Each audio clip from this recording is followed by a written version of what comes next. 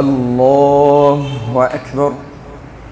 الحمد لله رب العالمين الرحمن الرحيم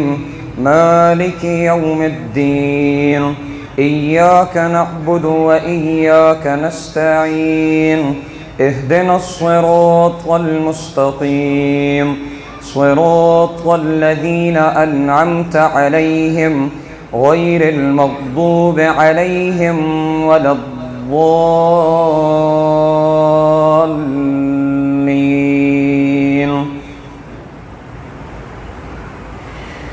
طاسيم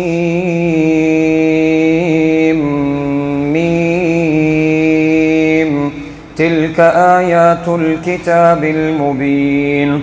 نتلو عليك من نبأ موسى وفرعون بالحق لقوم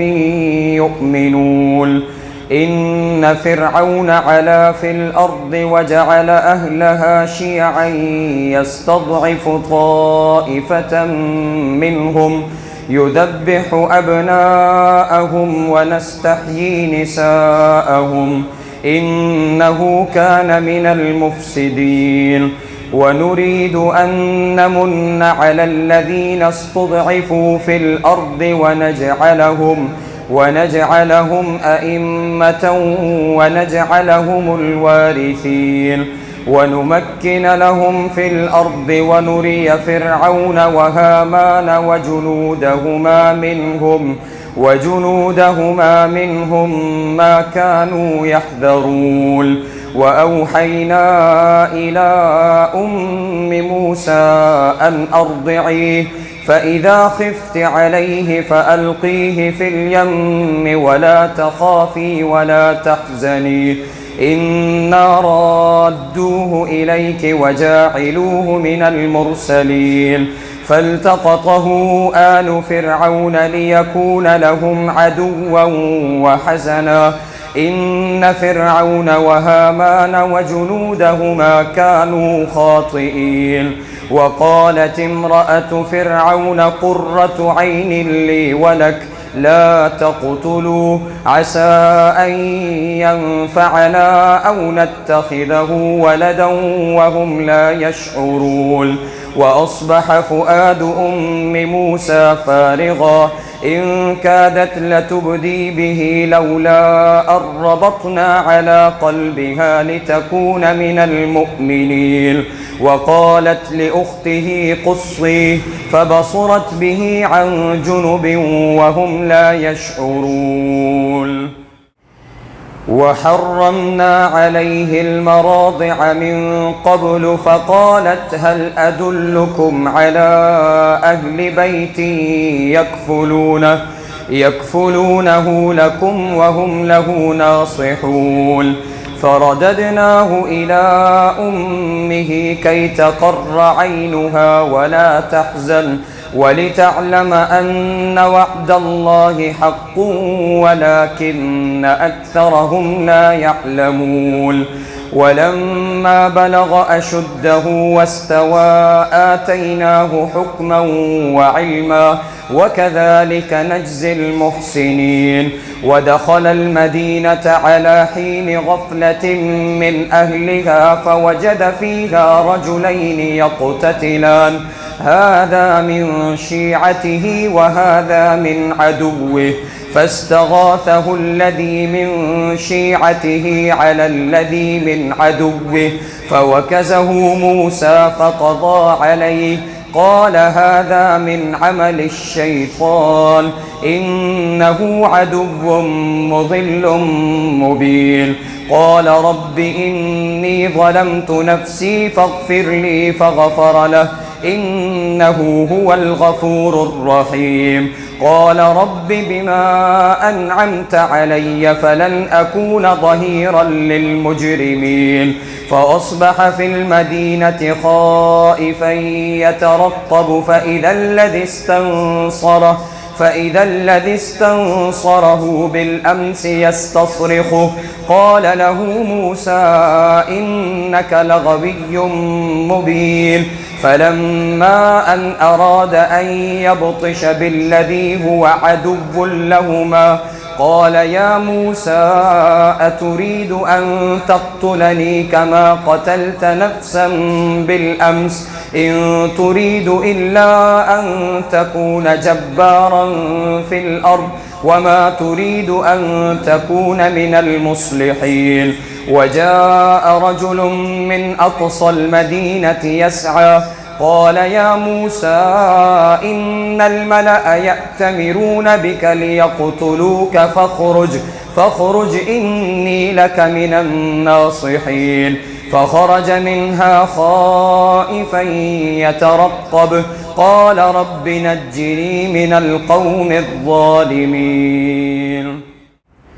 ولما توجه تلقاء مدين قال عسى ربي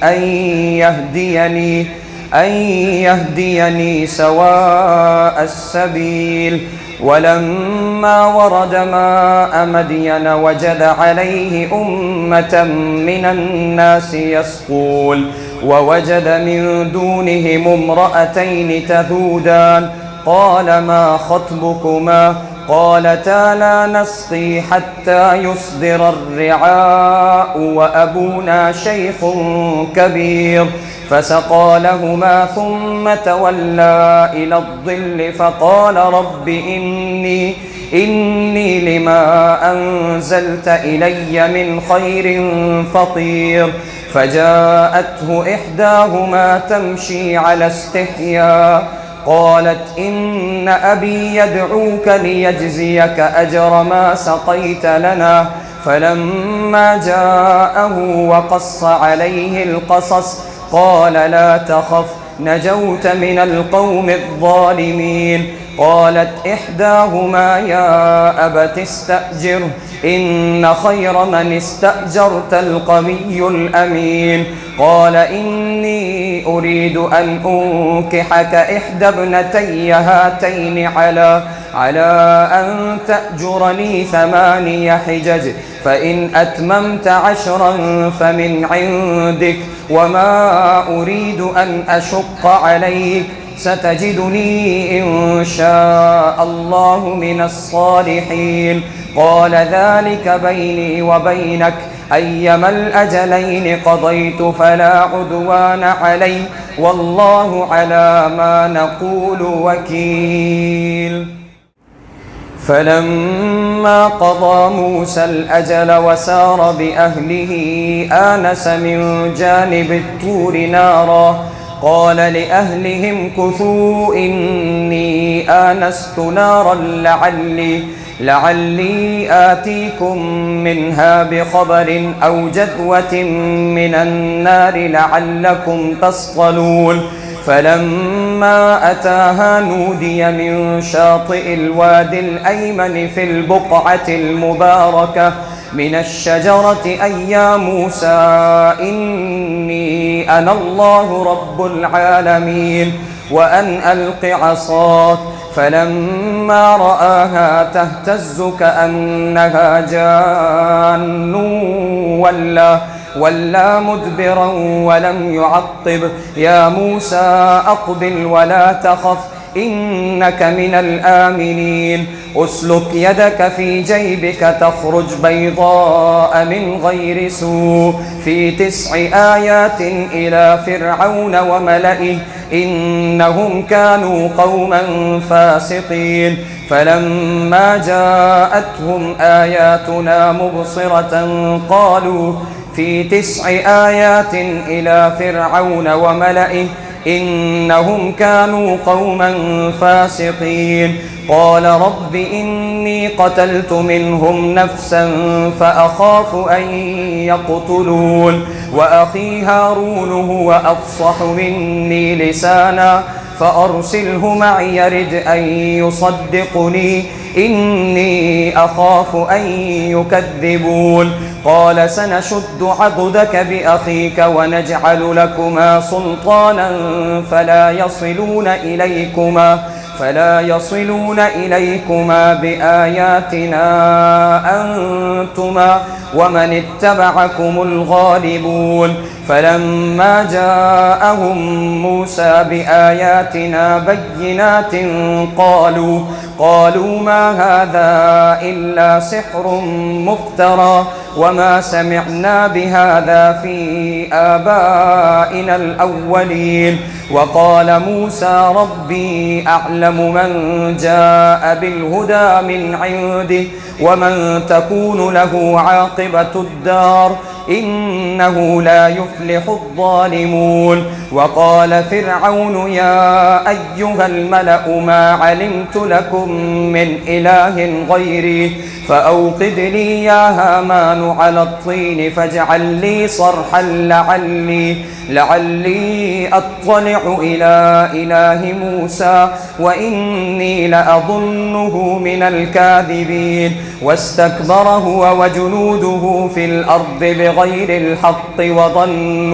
وظنوا أنهم إلينا لا يرجعون فأخذناه وجنوده فنبذناهم في اليم فانظر كيف كان عاقبة الظالمين وجعلناهم أئمة يدعون إلى النار ويوم القيامة لا ينصرون وأتبعناهم في هذه الحياة الدنيا لعنة ويوم القيامة هم من المقبوحين وأتبعناهم في هذه الدنيا لعنة ويوم القيامة هم من المقبوحين ولقد آتينا موسى الكتاب من بعد ما أهلكنا القرون الأولى بصائر للناس وهدى ورحمة لعلهم يتذكرون وما كنت بجانب الغربي إذ قضينا إلى موسى الأمر وما كنت من الشاهدين ولكننا أنشأنا قرونا فتطاول عليهم العمر وما كنت ثاويا في أهل مدين تتلو عليهم آياتنا ولكننا كنا مرسلين وما كنت بجانب الطور إذ نادينا ولكن رحمة من ربك لتنذر قوما ما أتاهم من نذير من قبلك لعلهم يتذكرون ولولا أن تصيبهم مصيبة بما قدمت أيديهم فيقولوا ربنا لولا أرسلت إلينا رسولا فنتبع آياتك ونكون من المؤمنين فلما جاءهم الحق من عندنا قالوا لولا أوتي مثل ما أوتي موسى أولم يكفروا بما أوتي موسى من قبل قالوا سحران تظاهرا وقالوا إنا بكل كافرون قل فأتوا بكتاب من عند الله هو أهدى منهما أتبعه إن كنتم صادقين فإن لم يستجيبوا لك فاعلم أنما يتبعون أهواءهم ومن أضل ممن اتبع هواه بغير هدى من الله إن الله لا يهدي القوم الظالمين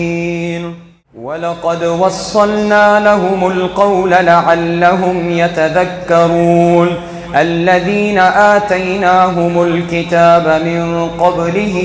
هم به يؤمنون وإذا يتلى عليهم قالوا آمنا به إنه الحق من ربنا إنا كنا من قبله مسلمين أولئك يؤتون أجرهم مرتين بما صبروا ويدرؤون بالحسنة السيئة ومما رزقناهم ينفقون وإذا سمعوا اللغو أعرضوا عنه وقالوا لنا أعمالنا ولكم أعمالكم سلام عليكم لا نبتغي الجاهلين إنك لا تهدي من أحببت ولكن الله يهدي من يشاء وهو أعلم بالمهتدين وقالوا إن نتبع الهدى معك نتخطف من أرضنا أولم نمكن لهم حرما آمنا يجبى إليه ثمرات كل شيء رزقا من لدنا ولكن أكثرهم لا يعلمون وكم أهلكنا من قرية بطرت معيشتها فتلك مساكنهم لم تسكن من بعدهم إلا قليلا وكنا نحن الوارثين وما كان ربك مهلك القرى حتى يبعث في أمها رسولا يتلو عليهم آياتنا وما كنا مهلك القرى إلا وأهلها ظالمون وما أوتيتم من شيء فمتاع الحياة الدنيا وزينتها وما عند الله خير وأبقى أفلا تعقلون أفمن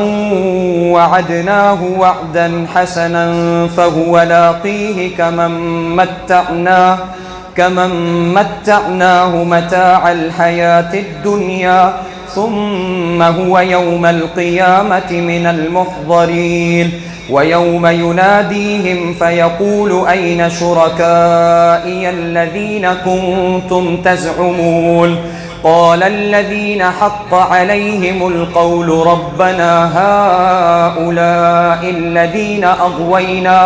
أغويناهم كما غوينا تبرأنا إليك ما كانوا إيانا يعبدون وقيل ادعوا شركاءكم فدعوهم فلم يستجيبوا لهم ورأوا العذاب لو أنهم كانوا يهتدون ويوم يناديهم فيقول ماذا أجبتم المرسلين فعميت عليهم الأنباء يومئذ فهم لا يتساءلون فأما من تاب وآمن وعمل صالحا فعسى أن يكون من المفلحين وربك يخلق ما يشاء ويختار ما كان لهم الخيرة سبحان الله وتعالى عما يشركون وربك يعلم ما تكن صدورهم وما يعلنون وهو الله لا إله إلا هو له الحمد في الأولى والآخرة وله الحكم وإليه ترجعون قل أرأيتم إن جعل الله عليكم الليل سرمدا إلى يوم القيامة من إله غير الله يأتيكم بضياء أفلا تسمعون قل أرأيتم إن جعل الله عليكم النهار سرمدا إلى يوم القيامة من إله غير الله يأتيكم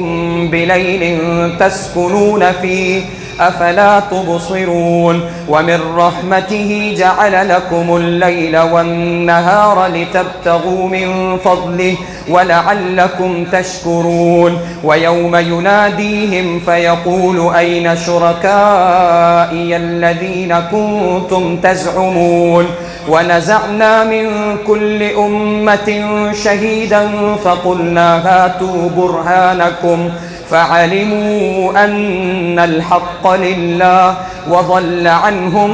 ما كانوا يفترون إن قارون كان من قوم موسى فبغى عليهم وآتيناه من الكنوز ما إن مفاتحه لتنوء بالعصبة أولي القوة إذ قال له قومه لا تفرح إن الله لا يحب الفرحين وابتغ فيما آتاك الله الدار الآخرة ولا تنس نصيبك من الدنيا وأحسن كما أحسن الله إليك ولا تبغ الفساد في الأرض إن الله لا يحب المفسدين. قال إنما أوتيته على علم عندي أولم يعلم أن الله قد أهلك من قبله من القرون من هو أشد منه قوة وأكثر جمعا ولا يسأل عن ذنوبهم المجرمون. فخرج على قومه في زينته قال الذين يريدون الحياة الدنيا يا ليت لنا مثل ما أوتي قارون إنه لذو حظ عظيم. وقال الذين أوتوا العلم ويلكم ثواب الله خير لمن آمن وعمل صالحا ولا يلقاها إلا الصابرون. فخسفنا به وبداره الأرض فما كان له من فئة ينصرونه من دون الله وما كان من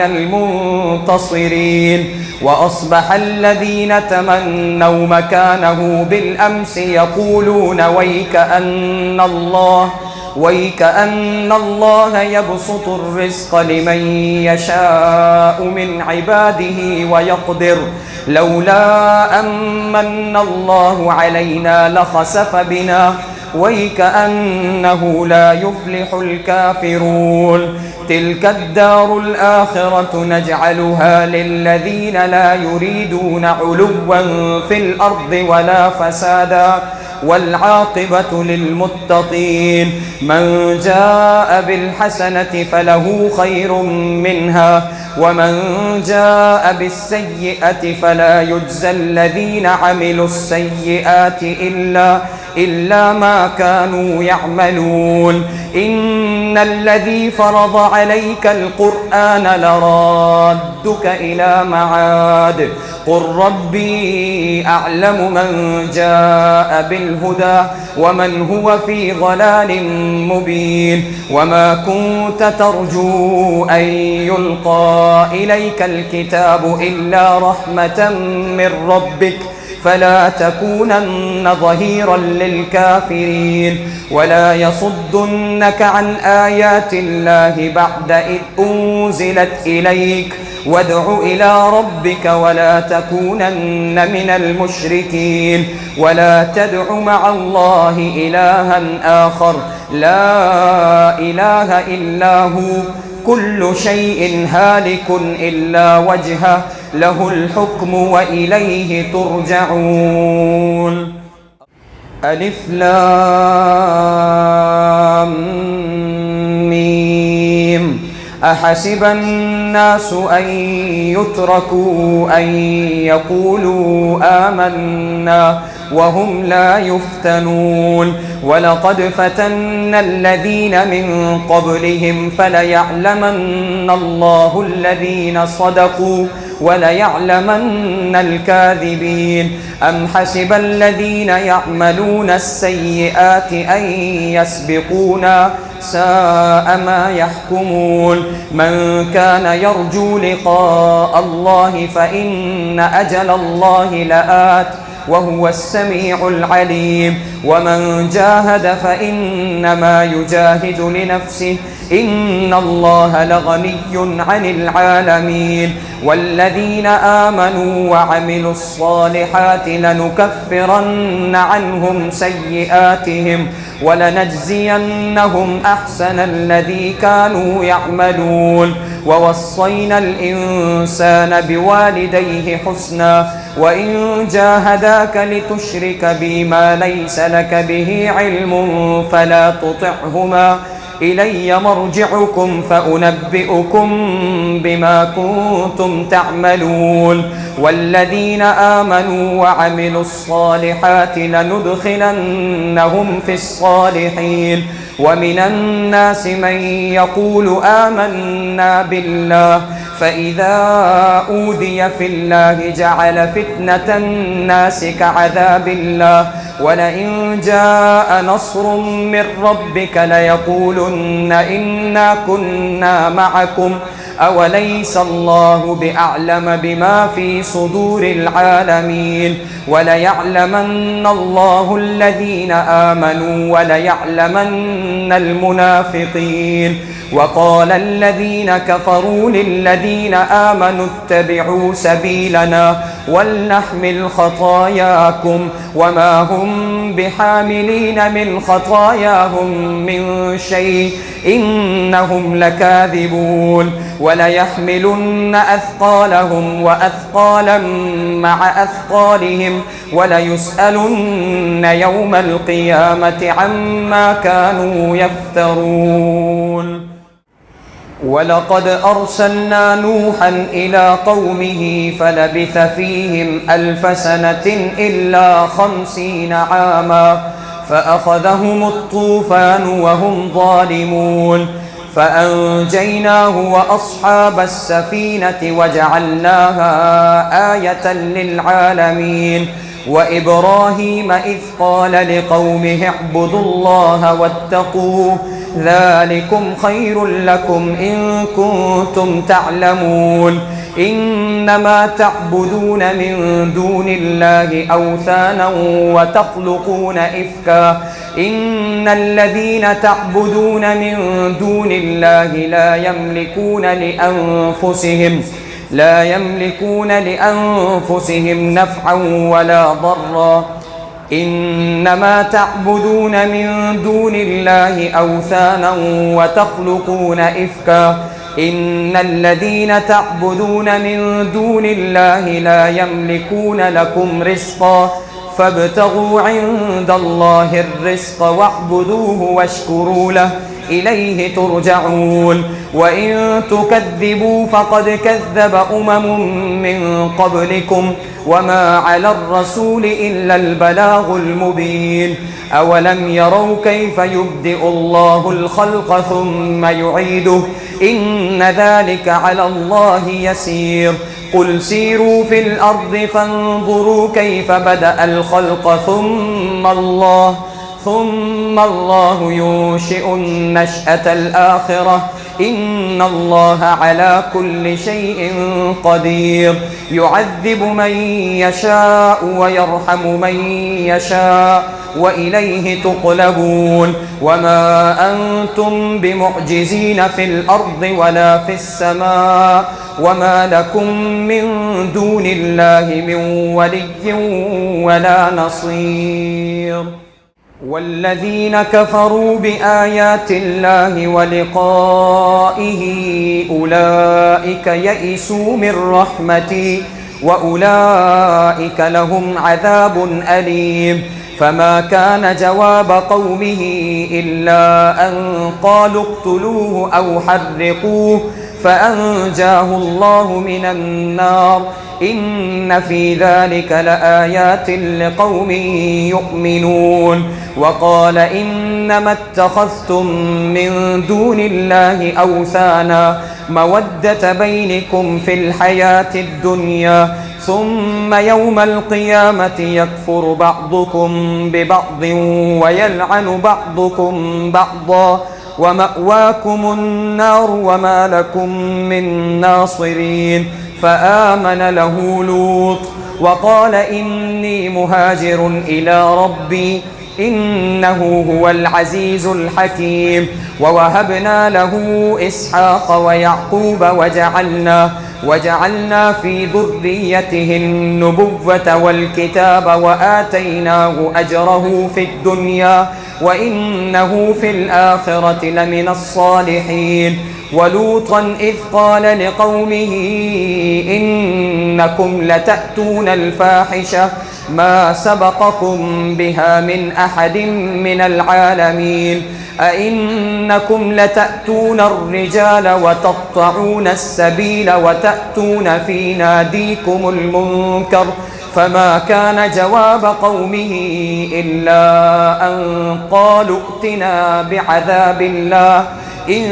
كنت من الصادقين. قال رب انصرني على القوم المفسدين. ولما جاءت رسلنا إبراهيم بالبشرى قالوا إنا مهلكو أهل هذه القرية إن أهلها كانوا ظالمين. قال إن فيها لوطا قالوا نحن أعلم بمن فيها لننجينه وأهله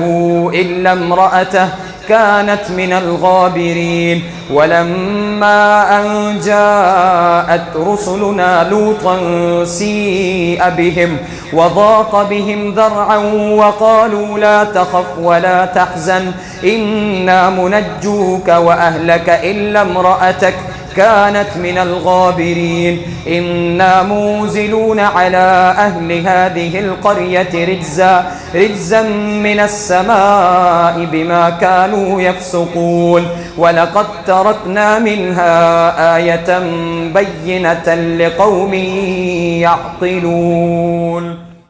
وإلى مدين أخاهم شعيبا فقال يا قوم اعبدوا الله وارجوا اليوم الآخر ولا تعثوا في الأرض مفسدين. فكذبوه فأخذتهم الرجفة فأصبحوا في دارهم جاثمين. وعادا وثمود وقد تبين لكم من مساكنهم وزين لهم الشيطان أعمالهم فصدهم عن السبيل وكانوا مستبصرين. وقارون وفرعون وهامان ولقد جاءهم موسى بالبينات فاستكبروا في الأرض وما كانوا سابقين. فكلا أخذنا بذنبه فمنهم من أرسلنا عليه حاصبا ومنهم من أخذته الصيحة ومنهم من خسفنا به الأرض ومنهم من أغرقنا. وما كان الله ليظلمهم ولكن كانوا أنفسهم يظلمون. مثل الذين اتخذوا من دون الله أولياء كمثل العنكبوت اتخذت بيتا وإن أوهن البيوت لبيت العنكبوت لو كانوا يعلمون. إن الله يعلم ما يدعون من دونه من شيء وهو العزيز الحكيم. وتلك الأمثال نضربها للناس وما يعقلها إلا العالمون. خلق الله السماوات والأرض بالحق إن في ذلك لآية للمؤمنين. أتل ما أوحي إليك من الكتاب وأقم الصلاة إن الصلاة تنهى عن الفحشاء والمنكر ولذكر الله أكبر والله يعلم ما تصنعون. ولا تجادلوا أهل الكتاب إلا بالتي هي أحسن إلا الذين ظلموا منهم وقولوا آمنا بالذي أنزل إلينا وأنزل إليكم وإلهنا وإلهكم واحد ونحن له مسلمون. وكذلك أنزلنا إليك الكتاب فالذين آتيناهم الكتاب يؤمنون به ومن هؤلاء من يؤمن به وما يجحد بآياتنا إلا الكافرون. وما كنت تتلو من قبله من كتاب ولا تخطه بيمينك إذا لارتاب المبطلون. بل هو آيات بينات في صدور الذين أوتوا العلم وما يجحد بآياتنا إلا الظالمون. وقالوا لولا أنزل عليه آيات من ربه قل إنما الآيات عند الله وإنما أنا نذير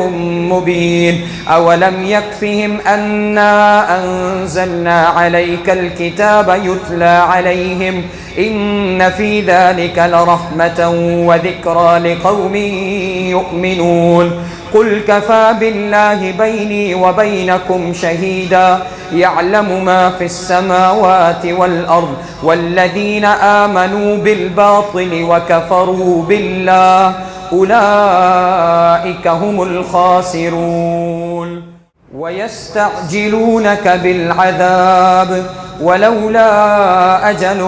مسمى لجاءهم العذاب وليأتينهم بغتة وهم لا يشعرون يستعجلونك بالعذاب وإن جهنم لمحيطة بالكافرين يوم يغشاهم العذاب من فوقهم ومن تحت أرجلهم ويقول ذوقوا ما كنتم تعملون يا عبادي الذين آمنوا إن أرضي واسعة فإياي فاعبدون كل نفس ذائقة الموت ثم إلينا ترجعون والذين آمنوا وعملوا الصالحات لنبوئنهم من الجنة غرفا تجري من تحتها الأنهار خالدين فيها نعم أجر العاملين الذين صبروا وعلى ربهم يتوكلون وكأي من دابة لا تحمل رزقها الله يرزقها وإياكم وهو السميع العليم ولئن سألتهم من خلق السماوات والأرض ليقولن الله قل الحمد لله ليقولن الله فأنى يؤفكون الله يبسط الرزق لمن يشاء من عباده ويقدر له إن الله بكل شيء عليم ولئن سألتهم من نزل من السماء ماء فأحيا به الأرض من بعد موتها ليقولن الله قل الحمد لله بل أكثرهم لا يعقلون وما هذه الحياة الدنيا إلا لهو ولعب وإن الدار الآخرة لهي الحيوان لو كانوا يعلمون فإذا ركبوا في الفلك دعوا الله مخلصين له الدين فلما نجاهم إلى البر إذا هم يشركون ليكفروا بما آتيناهم وليتمتعوا فسوف يعلمون أولم يروا أنا جعلنا حرما آمنا ويتخطف الناس من حولهم أفبالباطل يؤمنون وبنعمة الله يكفرون ومن أظلم ممن افترى على الله كذبا أو كذب بالحق لما جاءه أليس في جهنم مثوى للكافرين والذين جاهدوا فينا لنهدينهم سبلنا وإن الله لمع المحسنين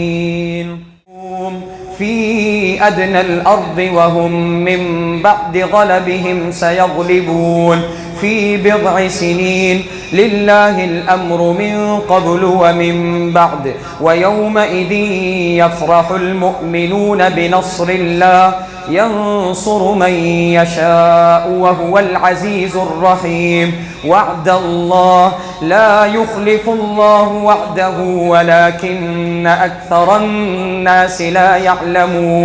يعلمون ظاهرا من الحياة الدنيا وهم عن الآخرة هم غافلون يتفكرون أولم يتفكروا في أنفسهم ما خلق الله السماوات والأرض وما بينهما إلا بالحق وأجل مسمى وإن كثيرا من الناس بلقاء ربهم لكافرون أولم يسيروا في الأرض فينظروا كيف كان عاقبة الذين من قبلهم كانوا أشد منهم قوة وأثاروا الأرض وعمروها أكثر مما عمروها وجاءتهم رسلهم بالبينات فما كان الله ليظلمهم ولكن كانوا أنفسهم يظلمون ثم كان عاقبة الذين أساءوا السوء أن كذبوا بآيات الله وكانوا بها يستهزئون الله يبدأ الخلق ثم يعيده ثم إليه ترجعون ويوم تقوم الساعة يبلس المجرمون ولم يكن لهم من شركائهم شفعاء وكانوا بشركائهم كافرين ويوم تقوم الساعة يومئذ يتفرقون فأما الذين آمنوا وعملوا الصالحات فهم في روضة يحبرون وأما الذين كفروا وكذبوا بآياتنا ولقاء الآخرة فأولئك في العذاب محضرون فسبحان الله حين تمسون وحين تصبحون وله الحمد في السماوات والأرض وعشيا وحين تظهرون يخرج الحي من الميت ويخرج الميت من الحي ويحيي الأرض بعد موتها وكذلك تخرجون ومن آياته أن خلقكم من تراب ثم إذا أنتم بشر تنتشرون ومن آياته أن خلق لكم من أنفسكم أزواجا لتسكنوا إليها وجعل بينكم مودة ورحمة إن في ذلك لآيات لقوم يتفكرون ومن آياته خلق السماوات والأرض واختلاف ألسنتكم وألوانكم إن في ذلك لآيات للعالمين ومن آياته منامكم بالليل والنهار وابتغاؤكم من فضله إن في ذلك لآيات لقوم يسمعون ومن آياته يريكم البرق خوفا وطمعا وينزل من السماء ماء فيحيي به الأرض بعد موتها إن في ذلك لآيات لقوم يعقلون ومن آياته أن تقوم السماء والأرض بأمره ثم إذا دعاكم دعوة من الأرض إذا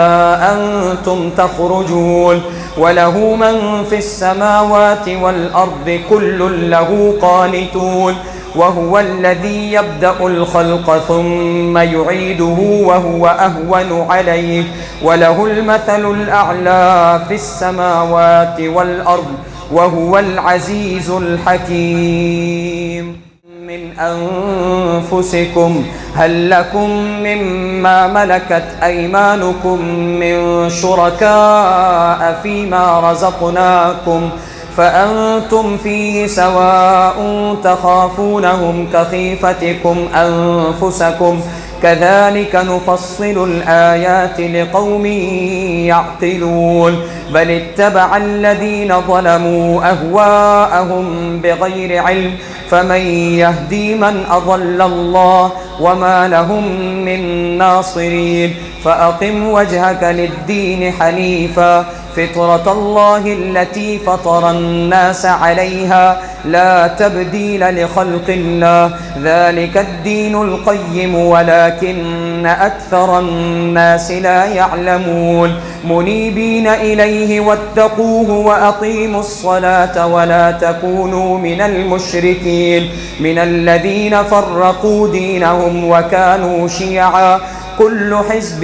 بما لديهم فرحون وإذا مس الناس ضر دعوا ربهم منيبين إليه ثم إذا أذاقهم منه رحمة إذا فريق منهم بربهم يشركون ليكفروا بما آتيناهم فتمتعوا فسوف تعلمون أم أنزلنا عليهم سلطانا فهو يتكلم بما كانوا به يشركون وإذا أذقنا الناس رحمة فرحوا بها وإن تصبهم سيئة بما قدمت أيديهم إذا هم يقنطون أولم يروا أن الله يبسط الرزق لمن يشاء ويقدر إن في ذلك لآيات لقوم يؤمنون فآت ذا القربى حقه والمسكين وابن السبيل ذلك خير للذين يريدون وجه الله وأولئك هم المفلحون وما آتيتم من ربا ليربو في أموال الناس فلا يربو عند الله وما آتيتم من زكاة تريدون وجه الله فأولئك هم المضعفون الله الذي خلقكم ثم رزقكم ثم يميتكم ثم يحييكم هل من شركائكم من يفعل ذلكم من شيء سبحانه وتعالى عما يشركون.